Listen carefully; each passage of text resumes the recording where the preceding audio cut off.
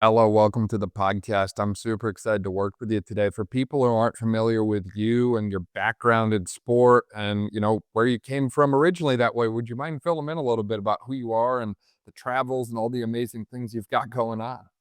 Yeah, of course. Obviously, I'm Ella. I'm originally from Melbourne, Australia. I recently this is my second year now. I'm at Collin College here in Texas.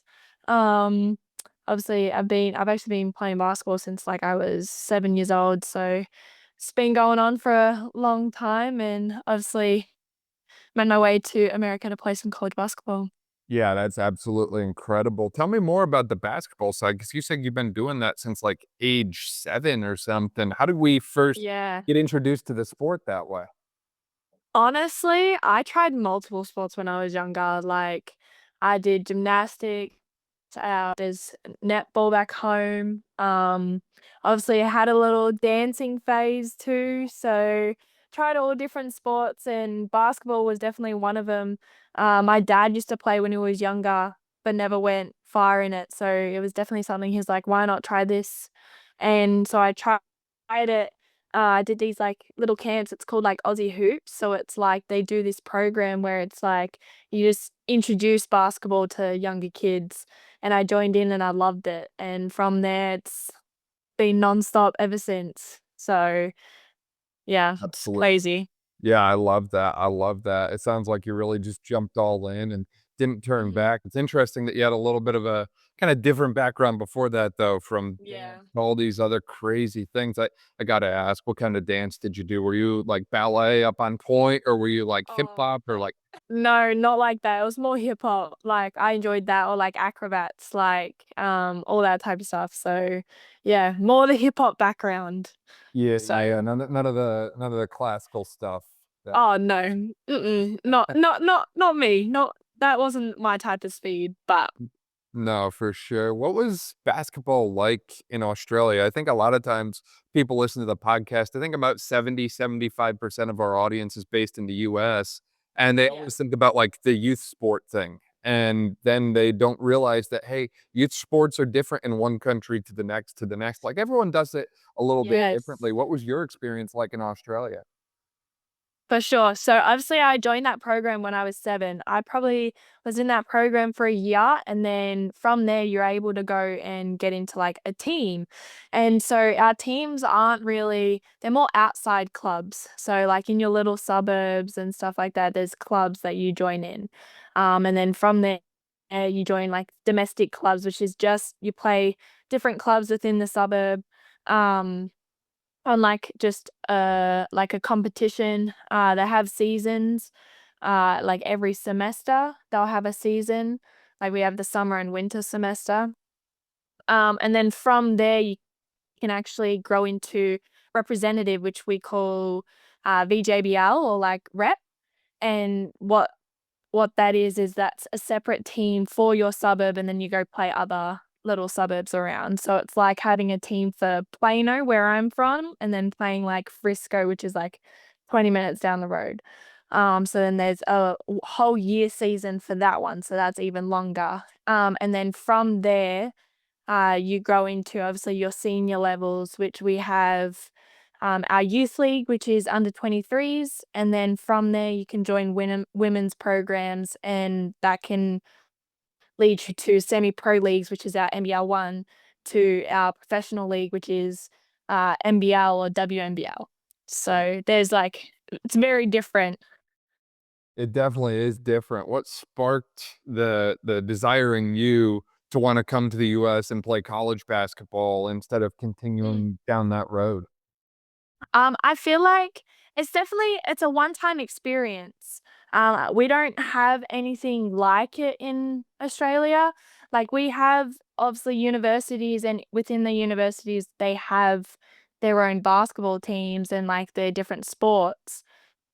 But it's not as big, and it's not something that is put a lot of money into, because we do have a lot of the outside um obviously clubs and stuff with the semi-professional leagues and stuff like that. So for me, I was like, it was a one-time experience to be able to get be on scholarship, have actual an education, plus also have limited access to a basketball gym, a weight room, and like all this extra stuff just to get my game better.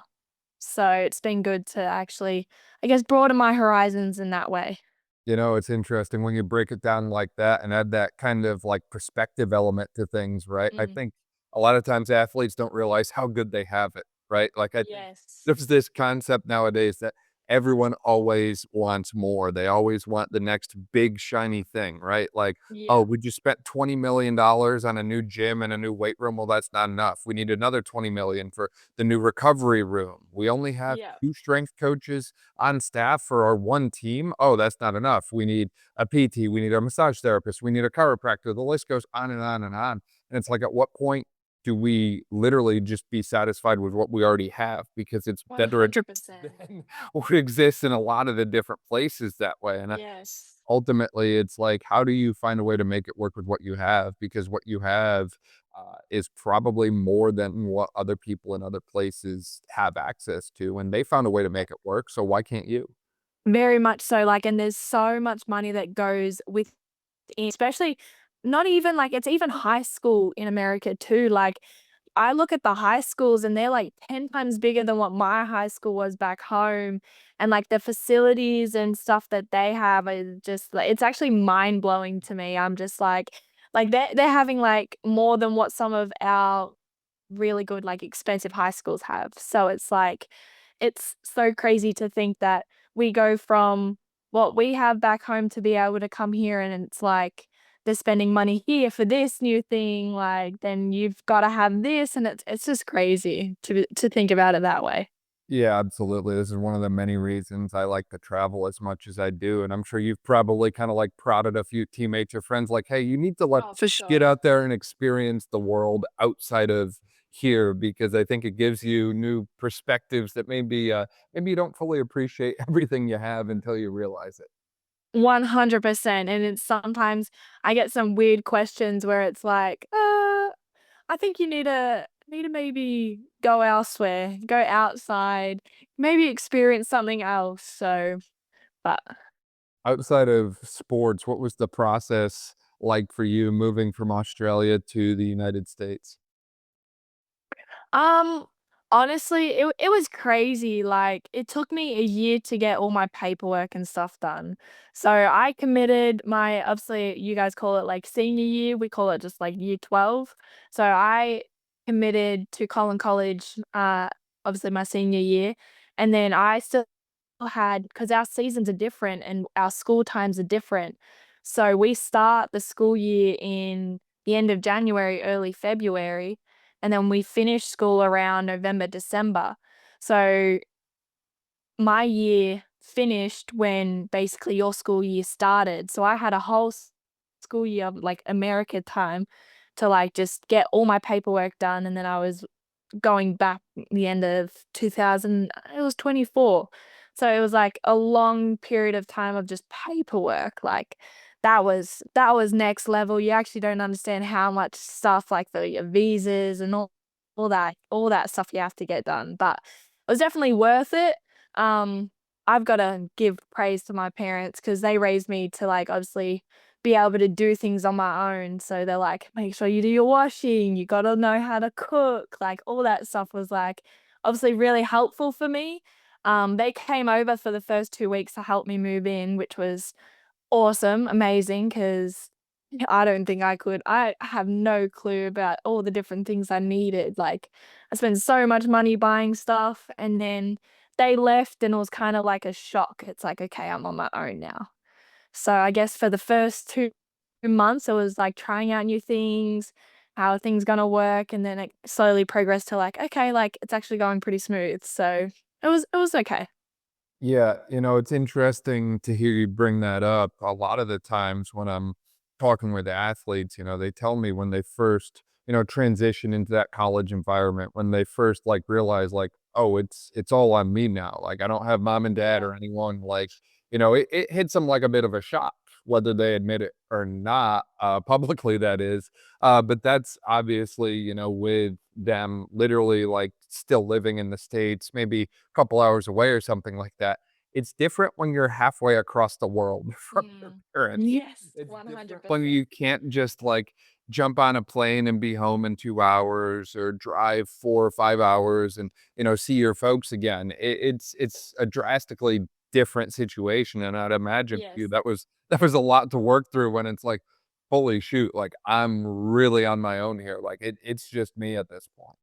Yeah, it was definitely, I guess, in a way, time difference is really hard 'cause, I think Australia's currently 16 hours ahead, so it's very hard to find time to obviously talk to them and stuff, but we make do of it. I know for me, I have currently 5 other international players with me, so they obviously understand the homesickness and what it's like missing family and stuff, so it's good to have them also because 'cause they're in the same boat as me, and we talk about it, and then we can share the same experiences as one another, and especially we understand when people are feeling down, it's like, "I know why," and it's like being able to, like, help them, but then also give them the space that they need to be like, "I know what they're missing. How can I help?" Or, like, just understanding the situation. Absolutely. What's the biggest thing you learned during that process, or what's kind of like the general pieces of advice that you tend to give to everyone else who's like going into a new country, going to be living there for a period of time, and they're just trying to figure out how they're going to navigate it? Um, I know for me, the biggest thing that I've learned is you've just gotta talk about it because when you keep it inside, that's what affects you the most. And especially this last year, a lot of stuff has just been happening, and I was that type of person to keep it inside because I didn't wanna burden other people. I didn't wanna put my problems onto other people. I didn't want them to feel sorry for me and all that type of stuff, especially playing basketball and stuff like that, but with any issues, I think it's always good to talk to someone because especially someone that you know will understand, but also not even just understand, being able to listen and take it in. And they don't have to give you advice that's going to change it like that. Like it is a process. So it is something that you're going to have to process in, sit, like it's got to sit in with it within you, and it's a work in progress. It's not always just going to get fixed straight away.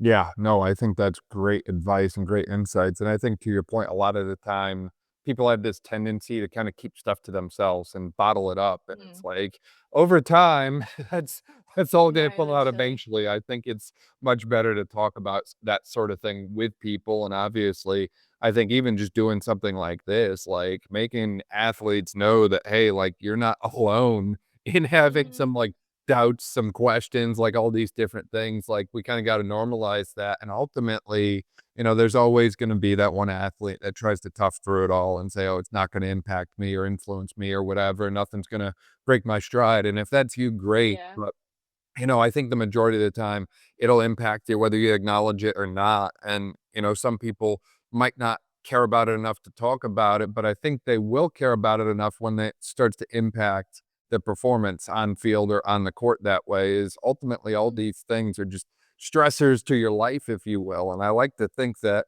living in 2025 is stressful enough. We don't need any Lit extra things on top of Yes. that. And when it comes to the athlete life of balancing, athletics with academics and all these other things, like y'all have a lot on your plate as it is. Like, let's make Mhm. it a little bit easier and, maybe offload some of this stress instead of adding more because, that only impacts your on field or on court performance. And at the end of the day, Yes. athletes do really care about how they perform in games and stuff when their numbers. 100%, and one thing is too is I've gotta give another shout out, but this is to my assistant coach this time. So Coach Ray, he's obviously he's much older, but he's such a wise man, and he actually, like, all preseason, he sends us emails, and it's all about mental toughness. It's all about the mental game, and he's really trying to push into us that this, like, your mental side can really affect your performance and uh, to help change that.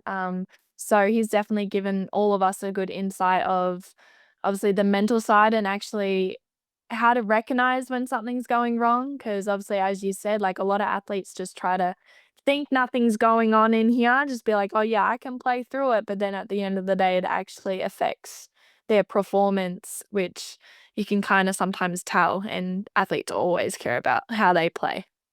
Yeah, one of the things that I've found really impacts athletes from the mental standpoint is having their identity so wrapped up in the sport that that's all they're known for and that's all they do, right? Like, Yeah. hey, if I'm a basketball player, is basketball all I do and all I'm known for, or do I have like some kind of life outside of sport that way? I'd love to hear more about what that's like for you that way. Are you able to kind of maintain a little bit of a life outside of college sport? And if so, what does that look like? Yeah, of course. I feel like for me, it was very hard. I feel like I've really tried to figure that out over the last couple of years because I know when I was younger, it was very much basketball. Like that, I didn't care about anything else. All I cared about was basketball. And now I'm kind of realizing, like, as much as obviously my plan is go professional, play basketball as long as I can. Like that is my goal. But basketball does have a timer and it's not gonna be there forever. And I've realized something that I enjoy doing is I enjoy coaching. So I've learnt to be able to take obviously my knowledge and put that into obviously other people and help them grow as players, especially younger females, because I know females are like they hit a point when they're younger where it's like they're either gonna take it far or they're just gonna drop it.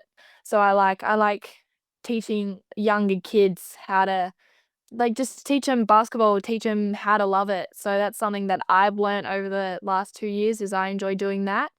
And I like hanging out with my friends. I like having that time to go do things, do fun activities because as much as basketball is my world, I do need something outside of that to help obviously level it out so I'm not overstimulating myself. Absolutely. I love how you brought up the concept of coaching. I think that comes up a lot when I'm talking with athletes is they want to pay it forward. They want to Yeah. give back. They want to see the next generation to do bigger and better things than maybe they were able to do, right? So I think it's awesome that you kind of have that focus on, hey, like, I love the sport. I love playing the sport. I realize that I can't play the sport until I'm 95 years old. So what am I going to do? Maybe I'm gonna get Yeah. involved in the sport, but I'm gonna pivot and shift and transition a little bit into a role that allows me to still be involved, but ultimately kinda like fill my own cup by giving back to, others in the next generation that way. 100%, and I guess in some ways, I find obviously other athletes get enjoyment from that. I know I get fulfilled when I see other like, especially young athletes, like, I'm teaching them something, and then the next couple of weeks, it's grown to where it's like, okay, they've finally locked down the skill to I'm watching their game, and they're actually doing it in a game. Like, for me, that's so fulfilling, and it's like, okay, I'm actually inspiring the younger generation to actually go push and obviously follow their dreams like I'm hoping to do. Absolutely. Was there ever any figure like that for you in the basketball space growing up? Was there like a pro athlete you liked watching or anything like that? Or were you ultimately kind of your own source of inspiration, if you will? Um, Yes and no. I gotta give it to my dad a little bit. He did push me a lot, and he definitely pushed me to be like, "Always follow your dreams." So did my mum. So I love them. They're the best parents. They always push me to obviously go chase my dreams and go achieve whatever I want to achieve. But I've had a few coaches in my time where they believed in me. Um, and that's helped me really push to obviously push myself to the next level in practices, in games, and actually prove to people that I deserve whatever comes my way. I got to give it also to her name's Ivana. I train with her back home, and she's really inspired me because I started practicing with her when I was younger, and she really showed me that hard work really just pushes you above and beyond, and she just recently came back from playing professionally overseas, and she's had a great season, and so she just has really inspired me to push and you can go do whatever you want if you just put your heart and soul into whatever you wanna do. Absolutely, yeah, I call it sweat equity. It's like, "Hey, look, if you're willing to make the transaction that involves you putting in a ton of time and effort and energy and making a lot of sacrifices, the world is your oyster and you can get whatever you want from it. It's just a matter of are you willing to make that transaction?" And I think a lot of the times that's a difficult thing for people to try and kinda understand about themselves, is a lot maybe they think they're the person that's willing to do it, and then maybe they realize actually, I don't have what it takes, and that's okay. You just at the end of the day have to be honest with yourself because I think, talking with so many different high level athletes, like the sacrifices that are made and the time that's put in for so many years and years and years before that moment that everyone knows them for occurs, it's an unbelievable. I don't want to use the term sacrifice too much because that makes it sound like, you're giving something up in a negative light. I think Yeah. ultimately this is a positive thing. It's just a matter of are you willing to make the transaction at the end of the day? 100%, and obviously sacrifice is obviously a negative word to put it, but it's definitely for sure, like, putting what your future, I guess, in your hands over something that's present at the moment. So it's giving up something small for something big at the end of the day. Yeah, no, absolutely. And one of the other things as we were talking, obviously, a lot of athletes face challenges and obstacles during their playing career that way. And I think we talked extensively about what that process was like for you, literally moving to a new country. But, on top of that, I'm sure there's other things that have challenged you in one way or another. Any other moments that really stick with you as far as like, oh my goodness, this was really difficult, but I was able to come back from it or beat it back or whatever. I've definitely had points of time where I lost a lot of confidence. It's like moving to a club and not quite fitting in within the team. I guess having teammates not believe in you as much as you believed in yourself. So that really, I guess, knocked my confidence back in a way of like, I don't want to be selfish. I want to be a team player. I'm here for the team, but then the team didn't feel that way. So that definitely pulls you back. And then when especially playing a team sport, it's so hard because, um, you wanna make sure you're there for everyone. You gotta be able to connect with your team. That I love a good team culture because I feel like no matter how good people are individually, a team will always outplay one individual player. So for me, being in teams where the culture wasn't maybe there definitely brought my confidence down, and I wasn't the player I am today or going to be. So having to push past that mentally was really tough, and I had to come out and be like, I'm not going to be everyone's favorite person.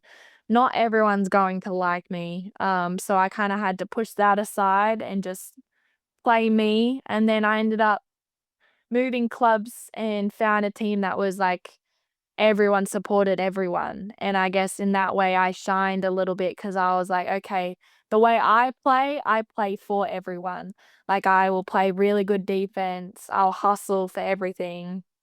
Um, I look for people, so I'm very more, of like I like look like floor general in a way of like I'll see people and like I'll be patient, and that's the type of game I like to play, so it was very easy that way to transition into that. So I've definitely learnt from those past experiences in those teams where the team culture maybe wasn't as great. So I try to bring all the positive aspects to a new team to see if we can build that up because I've had obviously past experiences. Yeah, absolutely. And I think to your point, I think that there's a lot to be said about the environment and the atmosphere, and Yeah. that could be a whole lengthy conversation in itself that way, and, I mean, we've had so many conversations with athletes about that in the past and just the impact of the transfer portal on that, right? Like, a lot of people think, "Oh, the transfer portal's bad, X, Y, and Z," but it's like, sometimes the environment is just not a fit. It's not a match, Yeah. and it's like, would you rather stay in the wrong environment for years and years, or would you rather go to something else? Like, obviously, you mentioned, it's like, "Hey, look, we had to make a change." And it's like, Yeah. absolutely. Like I think that a lot of times people don't think about it from that lens. Or, to give another example, it's like, at the start of this year, I lived in Maryland, which is a state here in the US, and I now live in North Carolina, which is a different state in the US. Like, if you Yeah. don't like where you live, you can pack up your life and move to a new location, Yeah. different state, different country, and so on that way. And I think a lot of the times people get so focused on their current situation, and it almost like feels like a win for them to complain about how difficult it is and how much Mhm. they don't like what's going on, that it's like your life is just easier if you move away from the negative thing and move into a positive thing. I don't know how else to put. Yeah. I feel like, a big thing is people think change is a negative thing. I think change, is such a positive thing because something might be really good for someone and it's not great for another person. So I feel like understanding what you need, especially as a player entering the transfer portal, like, obviously, the team that you just came from, like, that team, like, you may have spoke to the coaches, met the team and whatever you thought it was gonna be like could be completely different to what it is. And I feel like at the end of the day, you gotta do what's best for you, and if it's not a good fit, you gotta change something. Why would you stay somewhere where it's for you, you're struggling, for you, it's not gonna help you at the end of the day? So I feel like change is always a good thing, and it's definitely not, I wouldn't say it's a negative thing. Sometimes change can actually probably be for the better. Yeah, it's one of the guarantees in life as well, right? Like things are always going to be changing, evolving, moving, in one direction or another that way. It never stops. So, Yeah. finding a way to embrace those constants, I think for sure. Obviously, the other thing that comes to mind is we're recording this right at the time where the season should be starting up quite soon. I know you've got Yeah. practices and all that sort of thing. What's our mindset going into the upcoming basketball season that way, Ella? Yeah. For me, I'm looking forward to seeing how our team would produce. I feel like we have a really good group, and this team, we have some really good culture. Like, we're very much all together, so that's something I'm looking forward to seeing. I'm looking forward to seeing how we adjust to certain things. We got a tough schedule coming up, so it's definitely gonna be interesting to see how we can handle that and what we do at the end of the day to produce. Absolutely. Do you have any goals going into the season? And if so, how do you decide and kind of set the goals that you do for the upcoming season that way? Yeah. For me, I guess it depends on the role that I have on the team to what my goals are. I know for this year, I feel like I have more of a leadership role. I have more of that voice for, especially for the freshmen this year, to encourage them. And obviously, as one of the point guards, I definitely have that voice on the court too. So for me, it's very much trying to encourage and make sure everyone's comfortable in their positions and understanding what's going on. Also on a personal level, I think my thing is for me to have fun, uh, be confident in myself and believe in believe in my shot, believe in my game, and I feel like that will very much help me throughout the season to keep me mentally stable and also level to where I can actually succeed in the following season. Absolutely. And I've found for one reason or another, I think there's millions of things that can influence this, but athletes sometimes at this point in the season where things aren't going their way, in sports like Mhm. baseball or softball, they call it the yips. In basketball, I don't know the technical lingo term, but I've seen it before where it's like all of a sudden, hey, that shot that we were hitting, for the last 10 games in a row, it's just not hitting tonight. It's just not Yeah. falling the way we want it to. Whatever it is that way, this like slump effect sometimes occurs that way. And it can really frustrate athletes when it does. But I'd love to hear about how you beat that back because again, it happens to all athletes. I think it's normal and natural, but it's not about what happens to you, but how you choose to respond to it, I think. So I Mhm. think that athletes, if they choose to respond in the right way, can actually learn a lot from that time and become better as a Yeah. result of it. So I'd love to hear more about that from your end. Well, it's actually kind of funny we're talking about that because I definitely we call it more of like a mental block. I know I call it a mental block. And I definitely had one last year. I had just a lot of things going on. So I was performing really well at the start. And then towards the end, my shots weren't dropping. I was getting annoyed at myself and all that type of stuff. And something that I've obviously learned is I need to talk about my feelings. I think that's something that I've also noticed affected the way I played. But then also believing in my shot. I was practicing all the time. So I was like, I know it works. I know my shot's good. I know I can drive. I know I can do all these things. Now it's believing in myself and growing my confidence to be able to transform that into a game. And I feel like learning that last year, I went back home and I played before coming back to college, and I definitely saw the difference in myself. Something that I've started to do a lot with one of my teammates, Sarah, is we started saying positive affirmations to each other, like, today's going to be a really good day. Like, we repeat that to each other every morning. And I don't know what it is, but it's like a switch in it, and the day practice goes really well. So I feel like it's something that obviously in that way has flipped my mindset. And this is going back onto the mindset part of things where it's like your mind is actually probably the biggest factor. Like your body has it, your body knows what's happening. It can do the things that you want it to do. It's a lot of the time it's the mind that's stopping you. And that's definitely something that I've noticed that I've had to switch mindsets in that way to more of a growth mindset and being like, okay, you can do it. Now let's go perform. So it's been interesting in that way to see the change in me and my performance. Yeah, absolutely. No, it's very interesting to hear you say that. And I think that goes back to what we talked about earlier in relation to, literally you moving from Australia to the US is coming back to the conversational piece. Like, hey, look, you got to talk about these things. And I think, Mhm. again, going back to that point, just more under the context of sport now, it's like these are things that are going to impact every athlete. It's like we kind of need to discuss them because every athlete is going to be there at one point or another in their career. So let's normalize it and have the conversations, even if they're a little difficult at first, as opposed to just kind of pretending this isn't something that literally every athlete in the sport deals with. And I think to your point as well, the affirmations and having that kind of trust and bond with your teammate is really essential to develop as well. I think it's crazy to me how in the modern times, I think it's easier than ever to get connected to people, right? Like, look at the power of Mhm. the online world and how quickly I can get connected with someone literally that lives thousands of miles away from me, right? Yeah. It's ridiculous. It's crazy.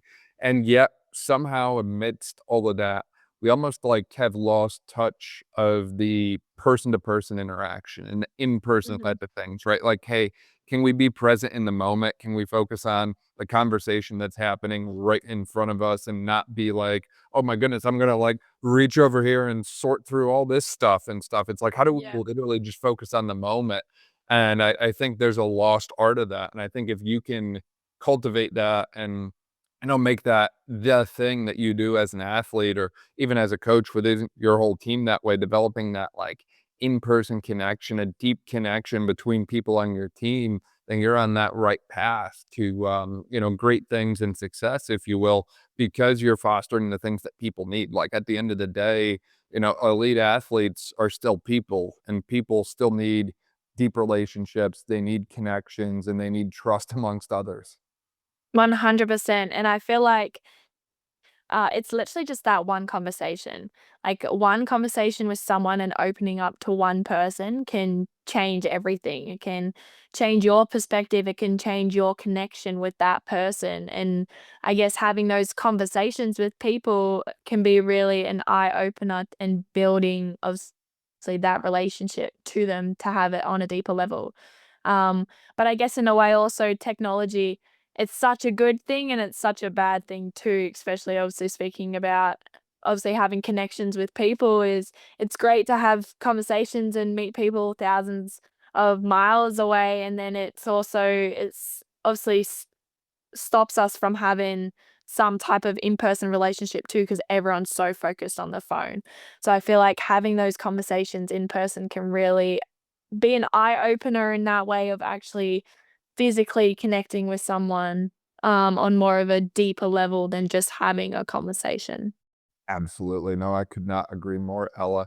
Ella, we've talked a ton about the past and the present and a little bit about the future that way. Is there anything we missed as we were chatting today about you and your journey and all the amazing things that you're involved in? Yeah, for me personally, I think I've just been kind of like an underdog in a way of like I've really my journey, I've always been behind people. I've always been second choice. I've always been, I guess, in a way, um, pushed aside, or I guess never like the front people, never the ones in the spotlight or picked in teams and that type of stuff. So for me, my journey's definitely been a lot harder than some other people. And I've definitely had to work my butt off to get the things I have. So for me to be able to say I made it to college, I made it to one of the top JUCOs in America. I'm on the other side of the world playing the sport that I actually love playing. It's such a fulfillment for me to being like, "I've done it." Absolutely. Um, and especially being obviously a younger as a younger athlete, it was very hard for me to be like, "I know I'm a good player, why aren't other people seeing it?" So I guess for me, that was setbacks in a way of like, I believe in myself, but it's so hard when other people don't believe in me. When you have people push you back and put other people in front of you when you know you work 10 times harder. Um, so to be able to get where I am, to be able to have this opportunity to be on your podcast, have all these other great opportunities sit in front of me, I'm just like, it's crazy and it's so fulfilling for me to be like, "I did this. I was able to get myself here. I did it for me." This is my success story at the end of the day, you know? Yeah. No, absolutely, absolutely. And I think that's what it is, right? As you mentioned, it is your story, and it's something that I always appreciate when athletes share and, give us the opportunity to learn from them because I think athletes have a lot of insights, whether they recognize it or not that way. And I think the more we learn from athletes, the better we all become, because y'all are a wealth of knowledge from all the experiences that you've done in sport and outside of sport that way. For people who wanna find out more about you, Ella, and obviously keep up to date with the upcoming season and all, where can they Mhm. find you online and all that sort of thing? Yeah, of course. So obviously I got Instagram. I do have Twitter. It's all under Ella Macleod, with 2 Ds at the end. Um, and then I've got also a basketball account too. So it's Ella Macleod underscore basketball. So that's my basketball account where I'll try and keep updates on there. Also, if you search up Collin College on the website, our roster and our schedules all up there on the internet too. That's awesome. Link to all of that in the description below. That way, if you didn't quite catch it, you can just click there and see everything that Ella is up to. Ella, this was awesome. Thank you so much for your time. Awesome. Thank you so much for having me. I appreciate it.